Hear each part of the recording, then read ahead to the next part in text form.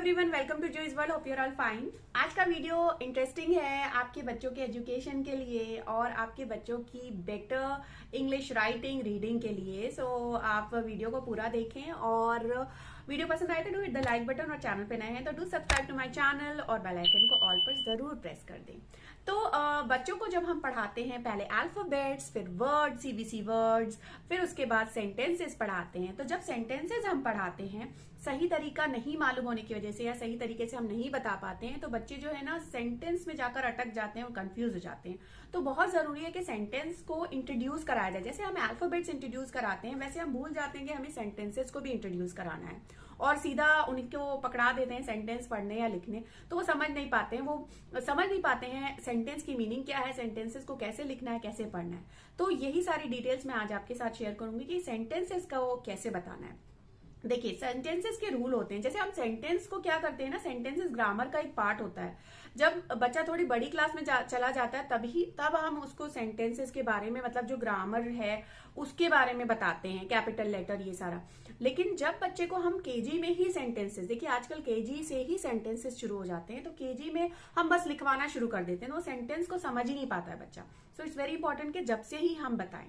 तो सेंटेंसेस का जो मेन रूल है, फर्स्ट रूल है कि कैपिटल लेटर से आपको शुरू करना है सेंटेंस। जो फर्स्ट लेटर है वर्ड का, फर्स्ट वर्ड का फर्स्ट लेटर वो कैपिटल होना चाहिए।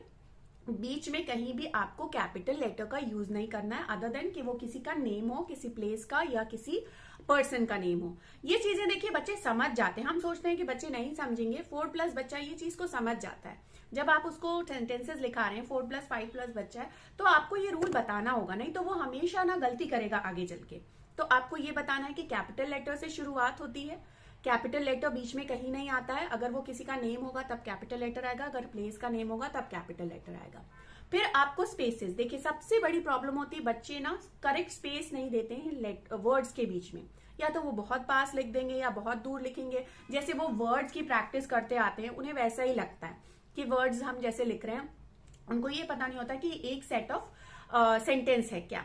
तो उन्हें यही बताना है कि ये जो एक सेंटेंस आप लिख रहे हो ये एक साथ कंटिन्यूटी में लिखाया गया है, तो आपको इसमें स्पेस देनी है। अब देखिए स्पेस समझ नहीं पाते हैं बच्चे, तो आपको बताना है वन फिंगर गैप। जो आपकी फिंगर है इतना फिंगर रख के आपको वर्ड्स के बीच में गैप देना है। शुरू में जब बच्चा लिखे तो उसे कहिए कि आप एक वर्ड लिखिए, एक फिंगर रखिए, उसके बाद एक वर्ड लिखिए, फिर फिंगर रखिए, फिर वर्ड लिखिए। तो उसको फिर अंदाजा हो जाएगा। फिर बाद में जरूरी नहीं है कि हर बार वो फिंगर रखे, फिर उसको डिस्टेंस का अंदाजा हो जाएगा कि मुझे इतना ही दूर वर्ड्स को लिखना है, बहुत पास भी नहीं, बहुत दूर भी नहीं।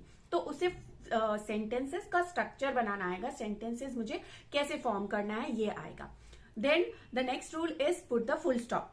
जब आप एक सेंटेंसेस लिखो आपको फुल स्टॉप जरूर लगाना है। फुल स्टॉप लगाने में बहुत मजा आता है बच्चों को। आपको फुल स्टॉप को हम शुरू से नहीं बताते हैं, आपको शुरू से बताना है कि आपको फुल स्टॉप लगाना है, मतलब आपका सेंटेंस कंप्लीट हो गया, एंड हो गया है।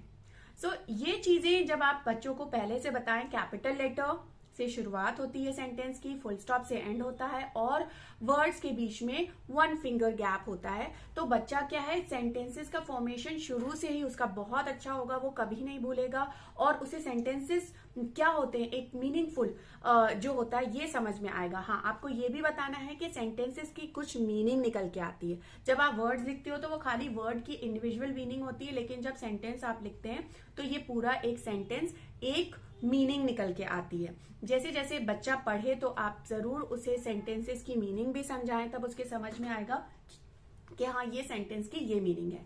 सो ये जो चीजें हैं ये इंप्रूव होती है प्रैक्टिस से। मगर हमको कभी भी ये नहीं सोचना है कि बहुत छोटा है बच्चा, अभी उसे समझ नहीं आएगा।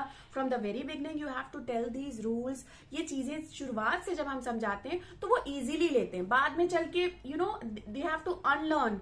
मतलब जो कुछ उन्होंने उल्टा सीधा लर्न कर लिया या नहीं किया तो वो उनको फिर से वो करना ना मुश्किल होता है। शुरुआत से ही हम उसे सही सीक्वेंस में सही चीजें बताएं, ग्रामर से रिलेटेड भी बताएं। It's not too early to teach them grammar, तो भी वो सीख जाते हैं।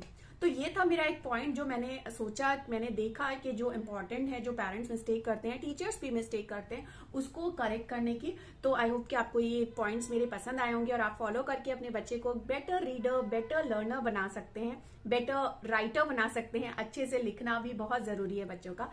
तो आई होप कि आपको ये वीडियो पसंद आया होगा। पसंद आएगा तो do hit the like button, do share it with others, and that's it for today. Thank you so much for watching.